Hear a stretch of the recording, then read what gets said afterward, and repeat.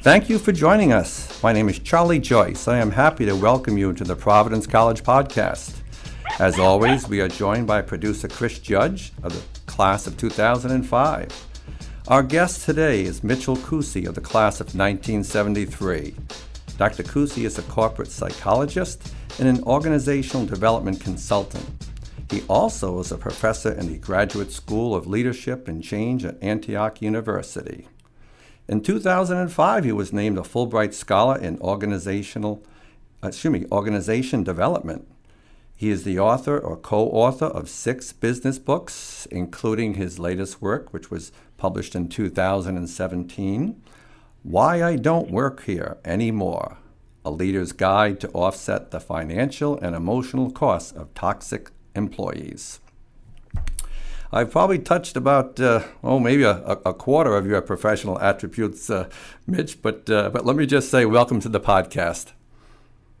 Well, thank you, Charlie. And I am just so excited about this, not only because of the subject matter, toxic personalities, but I am just so excited about being back, at least remotely, at PC. I think very fondly of my days there. And I owe a lot to what happened to me in my life to PC. So a big thank you to you and the entire Friar community. Mitch, thanks so much for mentioning that. And I'll ask you a little bit about that later on. I greatly appreciate your sentiments. Obviously, one of the reasons that we wanted to have you on board is a topic that really is so relevant in society today, and in which you have exceptional consulting specialty, namely that of everyday civility and toxic personalities, particularly in the workplace. Now, as a starting point, the title of your recent book, to me, Mitch, I'm gonna be honest with you, toxic sounds a little harsh. Can you kind of categorize what you mean by toxic employees? It sounds like we're not just talking about a disgruntled employee here. Right. Well, I'm sort of chuckling when I'm hearing you speak about this because it is harsh. And if anyone has been through the ordeal of working with a toxic individual, they would probably say, yes, they are harsh individuals. First, to answer your question, these are individuals who demonstrate counterproductive work behaviors that impact or debilitate individuals, teams, and or organizations over the long term.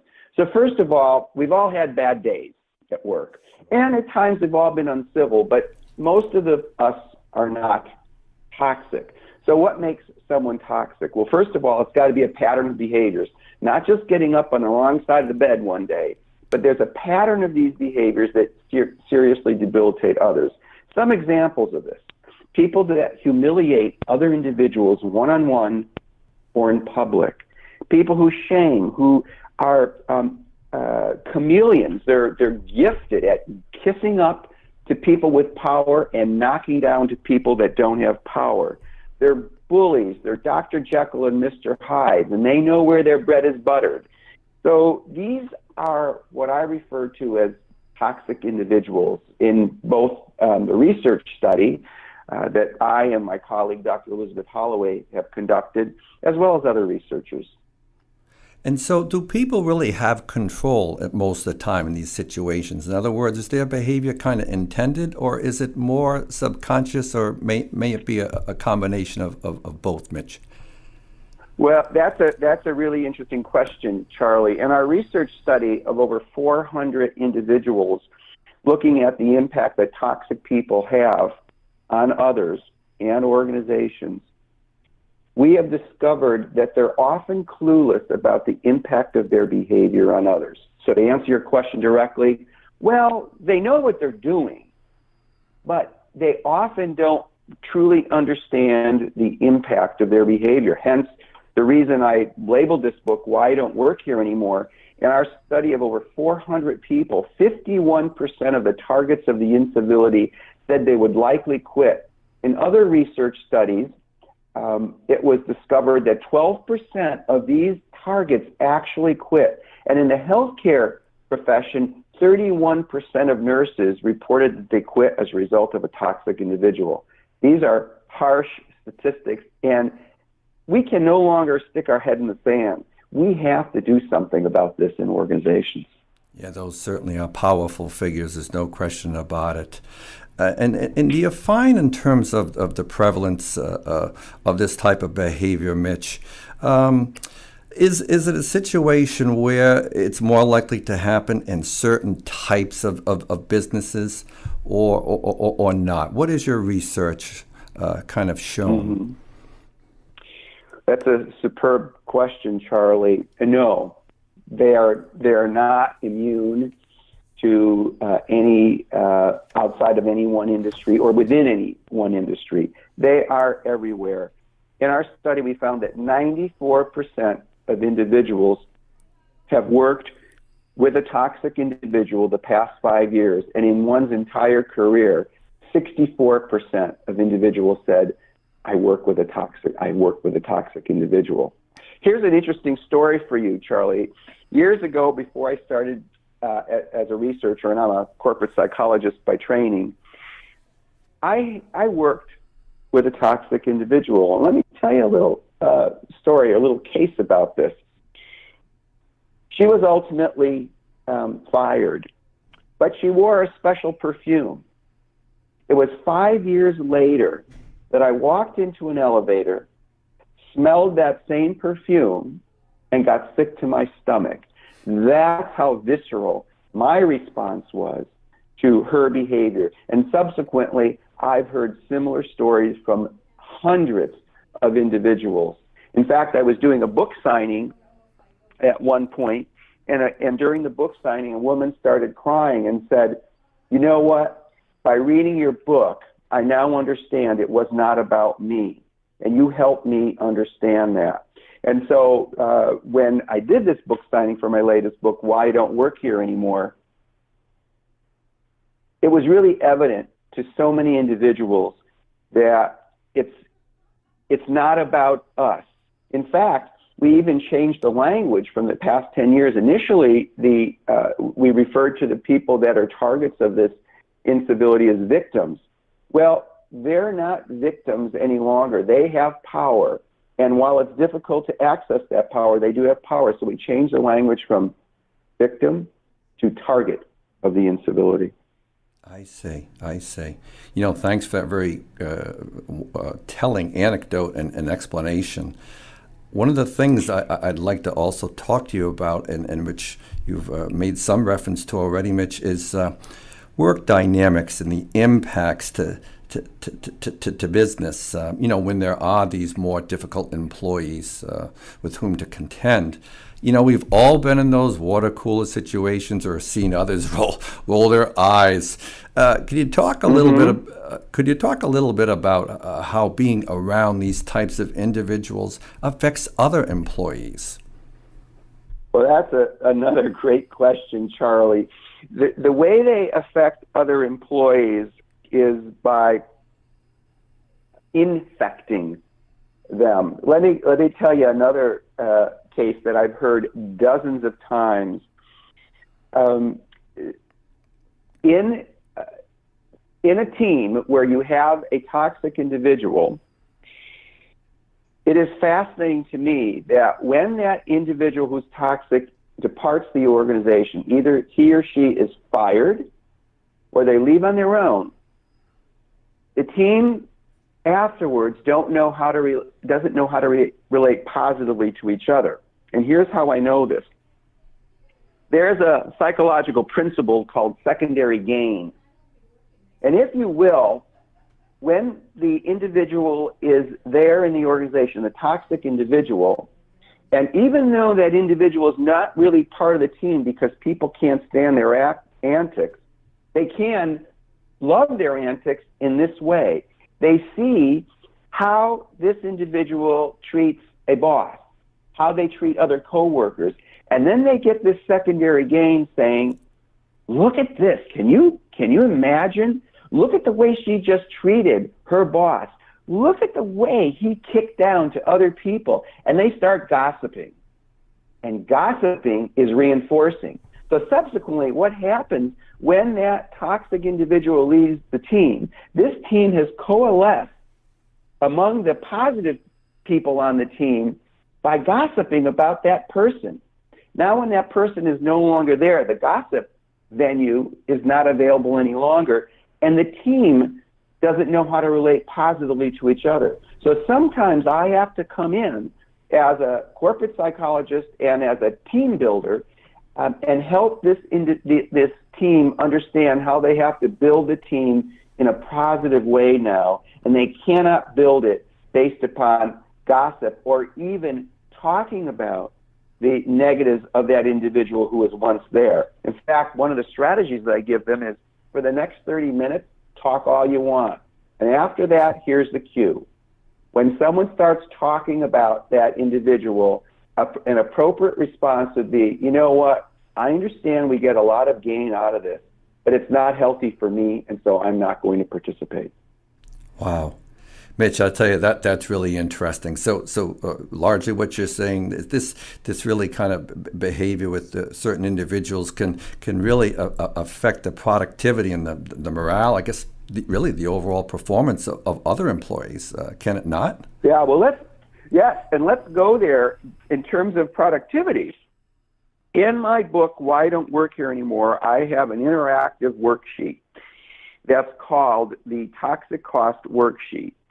And all an individual needs to know are two statistics: the number of people in the entire organization and the average compensation in that organization. And you plug those statistics into this worksheet, and voila, you get the financial cost of toxic individuals in that organization. So, if you will, Charlie, I have done this with hundreds of organizations now, and they are amazed at the cost. In general, anywhere from 4% to 6% of total compensation costs. So when I built this worksheet, I took much of the research that's out there on the financial impact of toxic individuals, worked that into the formula. So I'm looking at this worksheet now, one that's completed. In a large organization, let's say the total number is 20,000 individuals, and the average compensation, and I do it according to level, average entry level 30,000, average mid-level 65,000, average high level 150,000. The total replacement cost on total compensation in the organization of $800 million is $26 million. Let's take a small company. In a small company, let's just say you have 100 employees, 75 at the entry level, 20 at the mid-level, 5 at the high, and you have average compensation, entry level, 25,000, mid-level, 60,000, high level, 100,000. The average compensation, the total compensation for all employees is $3,575,000. Total cost of toxic individuals, $151,000. Charlie, we can't ignore this problem any longer. It not only affects our personal well-being, it not only affects team performance, it affects your organization's bottom line. Mitch, some of those figures are just staggering. Well, yeah, here's one more that's going to stagger you even more. In healthcare, 60 to 80% of individuals said that a toxic individual impacted patient safety. And that percentage also said it impacted, 15% said it impacted patient death. Let me give an example of this. I was doing a keynote address in an organization, a non-healthcare group, and I related these statistics. And a gentleman, 500 people in the room, a gentleman raises his hand and says, Mitch, my wife is a nurse. Just last night, she reported to me that she could not read the medication order. Rather than go to the physician who issued the order, she went to 3 to 4 other individuals to interpret the order, And why? Because she felt that if she questioned this physician, she would be chewed out by this toxic physician. When I related this story, a surgeon raises his hand and says, Mitch, maybe they're doing this because they have to have everything perfect. And he said, in surgery, everything has to be perfect. I said, doctor, what I've discovered is if a surgeon is about to make a mistake, and they are human, would you prefer that the individual not ask the surgeon about what he or she is doing, or to question the surgeon? And there was utter silence in the room. Obviously, to question, to say, what are you doing? And so it affects not only money, it affects our own patient safety. So now when I'm going into my own provider, I'm looking around. I'm looking to see, are these receptionists treating each other respectfully? Is the physician treating the nurse respectfully? Is the nurse treating another nurse respectfully? All these impact patient safety. Mitch, you've raised a number of really fine points here, and it's pretty obvious that the bottom line for a business is certainly in play. Employers have an awful lot to consider when they're contending with difficult employees. There's no question about it. And along these same lines, what does an employer do if a difficult employee happens to be a really, fine, a top performer in the company or business, someone who, seemingly on the outside, it represents the company pretty well. This must be a dilemma, I would imagine. Well, it's a dilemma, and it's an even harder dilemma in what you just said. You hit the nail on the head. What about when these toxic individuals are your top performers? I was consulting with a large healthcare practice out east. And there was a surgeon who was highly toxic, and I coached the head of the practice. And what I coached this individual to do, based upon these statistics, is ultimately he talked with this surgeon and said, you are putting our practice at risk. Here are the statistics. We cannot afford, financially or patient-wise, to put our practice at risk. Therefore, here's a sequence of steps that's going to happen the next time I see this. So the key is, for any leader that's listening to this, you got to have consequences. You can't have false threats. And so what I help organizations do is a number of things. First of all, how do you establish these consequences? How do you best give feedback to these individuals? And just as importantly, how do you prevent the hiring of a toxic individual? So there's these reactive strategies, Charlie, of what you do once they're there. And then there's the proactive strategy, is how do we avoid or reduce the probability of their ever entering your organization. Gotcha. Yeah, from a tool. And may I talk about a proactive strategy of how to reduce the probability of bringing an individual in. Let me introduce this by sharing a true story. This senior vice president was traveling across the country being interviewed for a high-level position in this organization. The hiring manager could not be at the airport right away to greet her.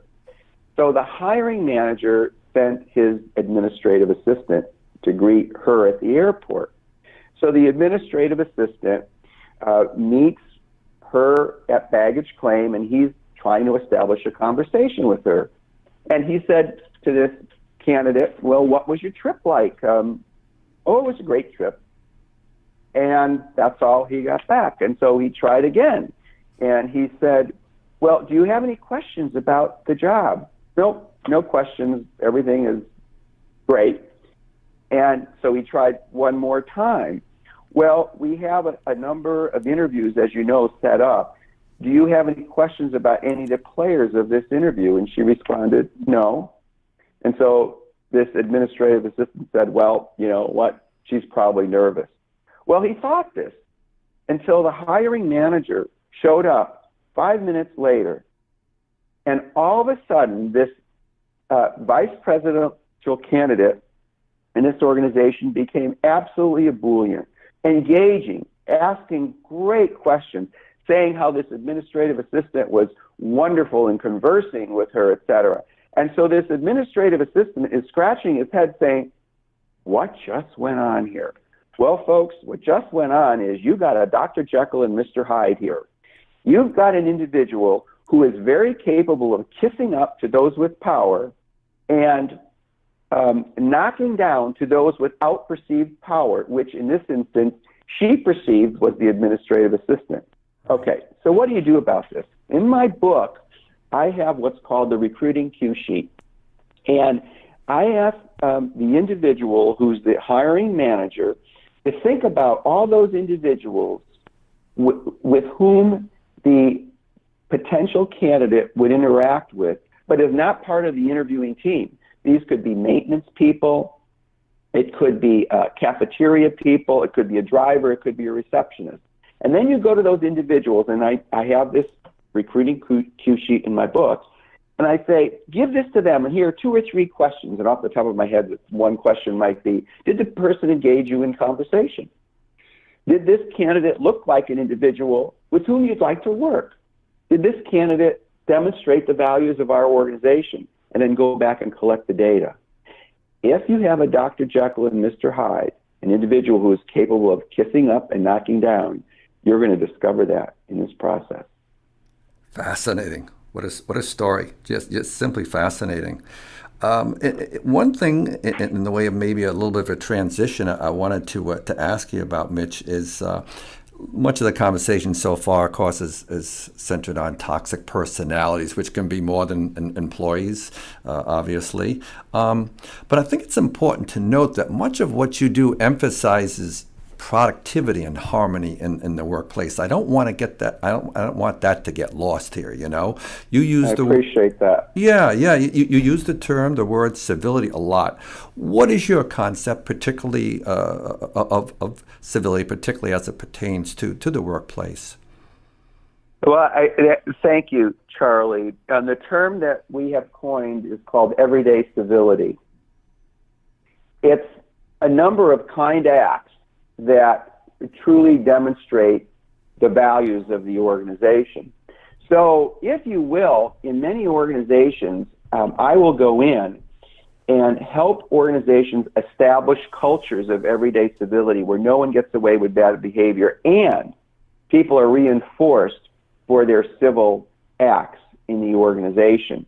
So that is absolutely critical. And you know, you never, ever know when that positive civil act is going to impact someone else. Let me tell you a story that just happened to me a few days ago. I'm on LinkedIn. And so there was an article in LinkedIn about the importance of giving feedback. And this person in LinkedIn wrote the article. And I sent a note to her saying, you know, I really appreciated what you had to say about giving feedback. So much so that it impacted me positively in this way. Subsequently, within 10 minutes, she said to me, this meant so much to me.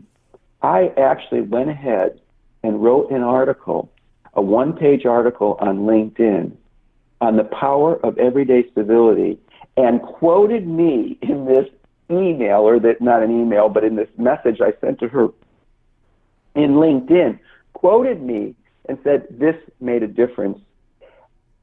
You don't know where those acts make a difference. You don't know if someone on the other end had a bad day and they just found out they have cancer, or their daughter or son is sick. You don't know what's going on in someone's life. And subsequently, we need to establish cultures of everyday civility. And I help organizations design these by first looking at their values, and secondly, do the values have consequences, and are the values concrete and behaviorally specific and spelled out in everyone's performance management process. So everyone in an organization needs to have, yes, appraisal on the content or the real work that they have to do, but appraisal on what they are also doing to achieve the values in the organization. I can tell you this, 10% of organizations do this.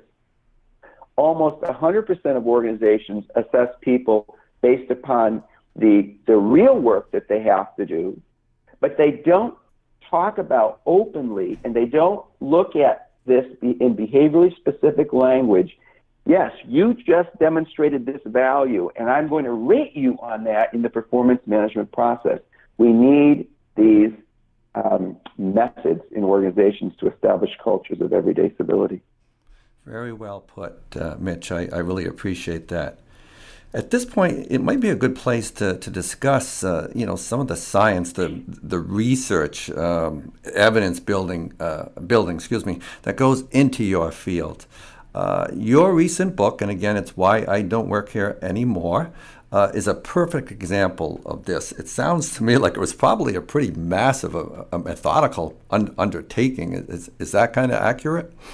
That's very accurate. Even though the book is only 120 pages long as in a paperback, I wanted this to be a book that everyone would read, and they'd say, yes, I can identify. And now I have a strategy. Each chapter is a different strategy of what you can do to establish everyday civility in your organizations, as well as what you can do to counter the effects of toxic people. So yes, it was a massive undertaking. And one of the things I say to my doctoral students, it's much harder to write in a brief form than to write, and I could have had this book be 400 pages, and it took a tremendous amount of robust work to get it down to 120 pages. I bet. I'm an editor, so I can appreciate that. Yes. I think one thing of interest to listeners, certainly I wanted to ask you about the role of your PC education and the impact it had on you and your career. You majored in psychology here, and I don't know if you're aware, but the department recently celebrated its 50th anniversary. And I know I am aware, and I was so delighted, and I sent a note, I forget to whom, about this, and I owe so much to the Department of Psychology and some of the individuals. I don't even know if they're probably retired now, but Jack Colby, sure, who was my sort of coach, who initially got me into psychology. I was an economics major my freshman year, and I was like I was a duck out of water. It was wrong for me. And so he was the one who I talked with, and he coached me. So Jack Colby and George Raymond, Dr. Raymond, and Dr. Lamb, Richard Lamb, I think was his first name. We always called them doctors, so I don't know their first name. You're Richard right Lamb. On target. Yep. Yes. And these were individuals that molded my career. To this day, when I'm working with doctoral students, thankfully the PC, American Psychological Association, writing style, APA, I am known as the professor in our PhD program who's the APA guru, and that's because of PC. And you know what? They didn't coddle us. I remember our sophomore year, they said, get the APA manual, and that's what you have to do. So it was really amazing. I owe so much to them, and then what happened to my career afterwards, just my academic career and my 2 master's degree and my doctorate, as well as what happened in my becoming an academic. But before I became an academic, I was head of leadership and organization development for American Express Financial Advisors. So I did other work as well. So much I owe to PC. I'm so happy to hear that, and directly off of that, the concept of everyday civility is that something that developed here, or was that a notion that really developed before you came to the college? Did PC happen to play a role in that aspect in any way as you look back, Mitch? I do think they have, and I not just think, I believe they have. I recall many instances in the classroom, and now, I graduated 73 years ago, so I'm now 67. So, and I remember many times in the classroom, someone would have a question, and those questions were always received by professors in truly respectful ways, so that it became an engaged dialogue, not a lecture. So they treated us as adults. They didn't coddle us. So it's not like give the students everything they want. I remember just before Christmas holiday, I had done a research study, and I'd given it to, and then I don't even know if she's still there, Dr. Carol Milligan. And she reviewed it and respectfully said, "You know what, Mitch? You've missed the mark. And you simply gave all the data, but you've given no interpretation." And so I was devastated because, I graduated magna cum laude. I'm thinking of myself as a knowledgeable person, and I was devastated. And as I started over the Christmas holiday reworking this, and I realized she was right, I started looking at research studies and other research studies, and they interpret the data, they provide summary, and I didn't do this. I just provided all the data and said, here. So she was absolutely right. So I wasn't coddled, but feedback was always given respectfully. And that's the point in the book as well. I talk about how you give feedback to three individuals: toxic bosses, toxic direct reports, and toxic peers. So back to PC, they always treated me respectfully, and it was beyond the psych department as well. I think of so many other professors as well, but I had the closest affinity to the psych professors because that was my major. So it's yes, to answer your question in a roundabout way, everyday civility was practiced there, and I felt it. I remember the day I graduated, my parents went back. I was originally from Connecticut. I sat on the step of Harkins Hall crying because I didn't want to leave. And I actually stayed an extra day until they kicked me out of the dorm. And I had to go. So get out, go about the world, Mitch. But it was. I have so much respect for PC and everything they're doing. I follow what's going on, and I would be delighted at some point to come in, to be a keynote speaker at some kind of a conference at PC, because I just value the work they're doing. That's tremendous to hear, and I'm certain that we'd love to have you back. Certainly the folks in psychology, I'm sure, could gain so much from you and your experience and your expertise. So, that's something certainly to follow up on.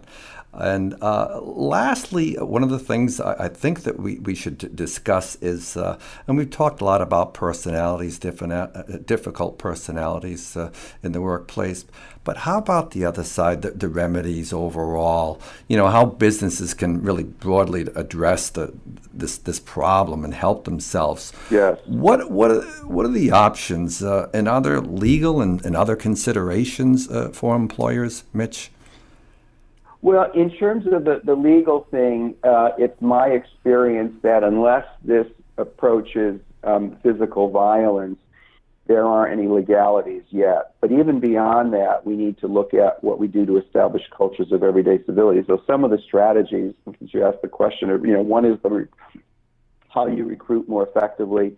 Another is how do you give feedback to these individuals? And I have three ways, both in terms of templates for if the individual is a toxic person, is a direct report, peer, or boss. Other strategies as well is how do you engage your workforce to start talking about everyday civility as a concept. I have methods for doing that as well. How do you inculcate the values in your organizations into your performance management process? Another key strategy. So I have all these strategies in the book that are actually easy to do.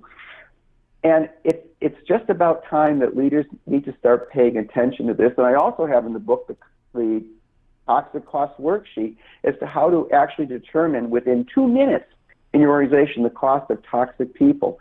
Sometimes when we understand the financial cost, there's more fire in the belly for people to want to do something about it.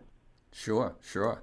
And along the same lines, in terms of strategies, one of the things that I think I find most interesting is that of values, and that's something that you emphasize, it seems to me, in your book as well.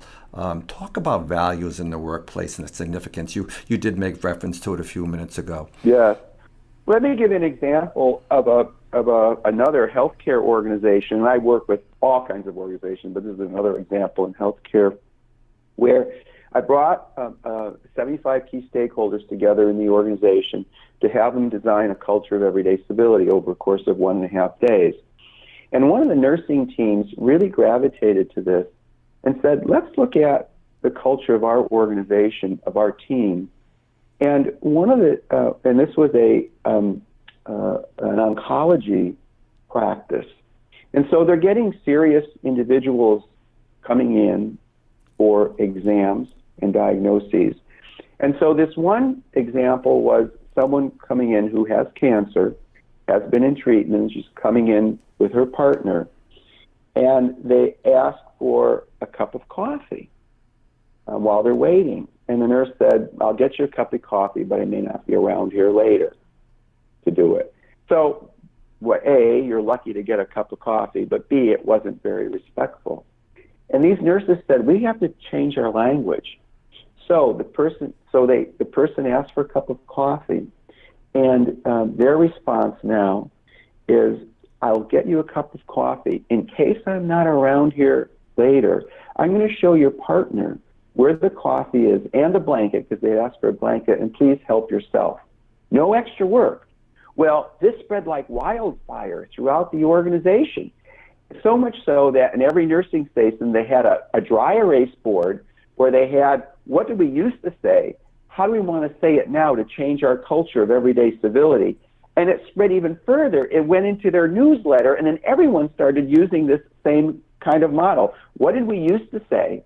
What can we say now that inspires everyday civility? And it made a huge difference in the organization.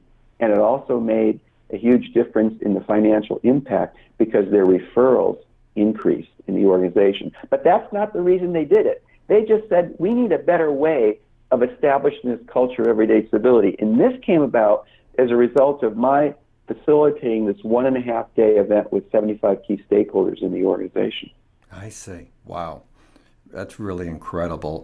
It's pretty apparent that values are significant, and that a lot of the values that you hold were hewn here at PC, and obviously have remained with you and in your outreach in your career. I think one last final question, Mitch, and then we'll let you go, is the difficult employees, do they ever get it and they change? Is there much evidence, or do you have any examples maybe to leave us on an upbeat note here? Sure. Well, yes. First of all, and I learned this as an undergraduate, and obviously I learned this in graduate school as well, but an undergrad in the psych department is you don't change personality. That's very difficult to change. However, you, as leaders in organizations, are not there to change personality. You're there to change behaviors. So while their personality may not change, their behaviors can change. So the important point is not to be a diagnostician by saying this person is a narcissist, this person has a personality disorder. No, don't do that. This person interrupts individuals in team meetings. They belittle people. They shame people. Those are the things that you start doing something about. And the second suggestion is don't pick 3, 4, or 5 behaviors. Pick one. One of the things I say to individuals is baby steps. So I would leave you with this thought that, yes, you can begin changing your behaviors one step at a time. And it also can begin with a large-scale effort where everyone in the organization says, I'm going to do my part in understanding the concept of everyday civility and how I can practice that every day. So those are some of the key methods that I have found in my own consulting practice worldwide.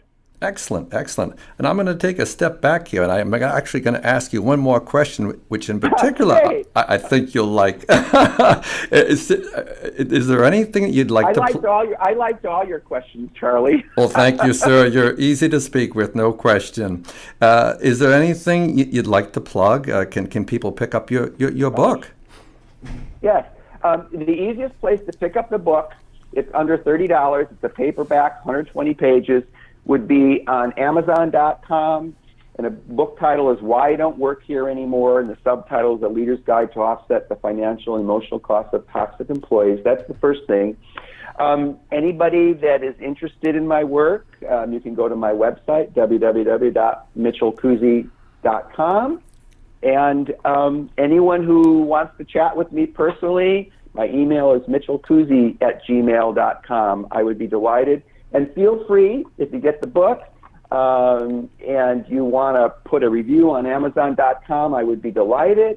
Also, I'm on LinkedIn. I've got several articles that I've written on LinkedIn. And if you go to my website, I've got several free articles that I've also written under publications that you can access in a complimentary kind of way.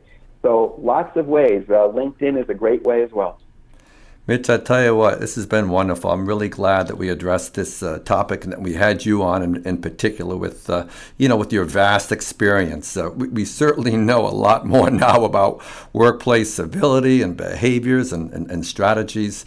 Thanks so much for being with us and enlightening us the way you have. Well, my pleasure. Two things is I know you'll share this with the PC community, alums as well as current students, A. B, maybe even a special earmark to the psych department because I value them so much still. And the third piece is if ever you need a keynote speaker to come in, I'm there. I tell you, you're so gracious again, and you're certainly on our radar, no question. Thanks again, Great. Mitch. Well, you're a great interviewer, Charlie.